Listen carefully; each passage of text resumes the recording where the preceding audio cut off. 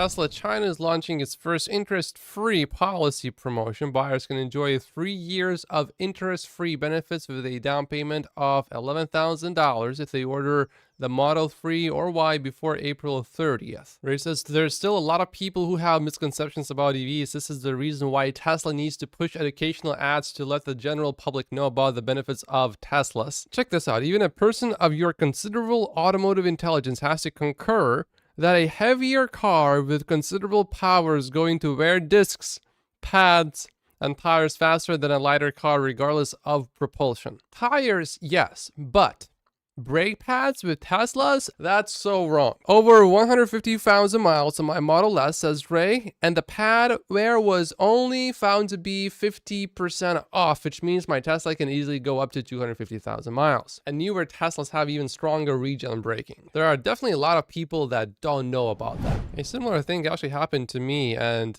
my Tesla vehicle basically saved me. I think most people don't know how good Tesla software is at things like this, but you especially appreciate it if you have experienced it firsthand. Tesla's FSD development leader says whether some surface is drivable or not is all contextual. We typically don't want the car to drive on dirt, but since the paved road is closed, the car needs to drive on dirt. The same logic also applies to, for example, mounting small curbs to avoid a large obstacle. So collision avoidance cannot be an absolute objective, but a relative one. The actual objective is minimizing risk of injury, property damage while still getting to the destination. It requires a lot of intelligence to assess this risk accurately. This comes naturally to humans and is now also obvious to the car's AI. Kevin has an issue with FSD, and I had the exact same issue here in Vancouver downtown.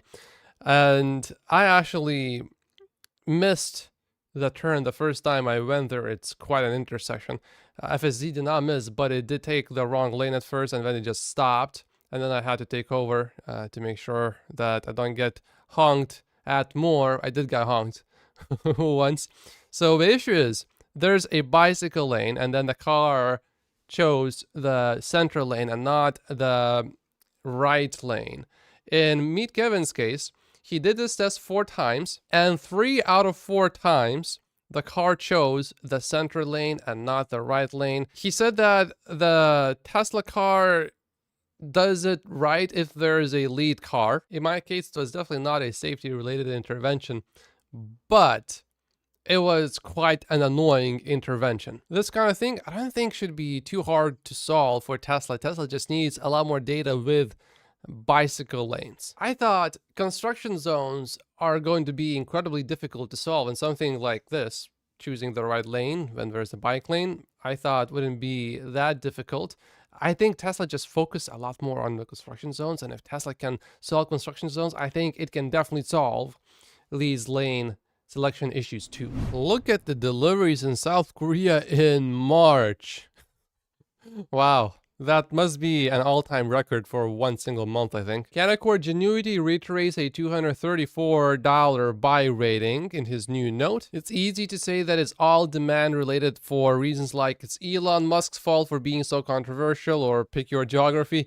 Demand is terrible, or EV sentiment is waning. Some of those factors are likely partially responsible. Nonetheless, we continue to maintain that the issues of Q1 2024 were somewhat demand-related, but mostly supply-related.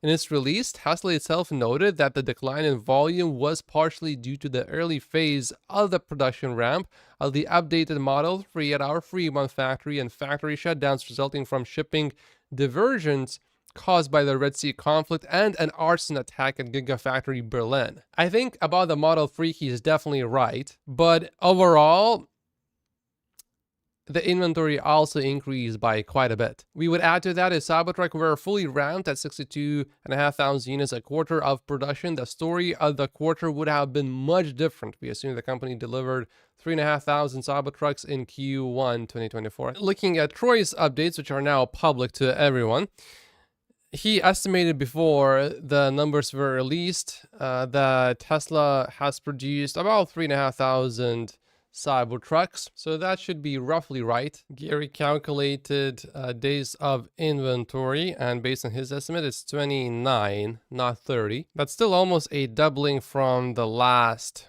quarter. But in the auto industry, 60 is actually pretty good. For now, I expect the inventory level to stay elevated, relatively speaking, compared to before. Gary Black, though, is nowhere near as positive as Canaccord Genuity. He says there's no way to sugarcoat Q1 deliveries as anything but negative. I don't think Gary Black updated his Tesla stock target yet, but I do expect an update from him at any moment, and I expect the price target to be lower. People seem to completely pretend this didn't happen. Elon made a bet to focus on robotaxis instead of new vehicle development. So far, he has been wrong. Maybe he will be proven right, but the truth is the truth, says James. The transcript is from 2 years and 3 months ago, where Elon stated that Tesla is not working on the $25,000 vehicle. I think eventually Elon will not be wrong, but I think many investors would have preferred Elon to basically do both at the same time, do robotaxis, but also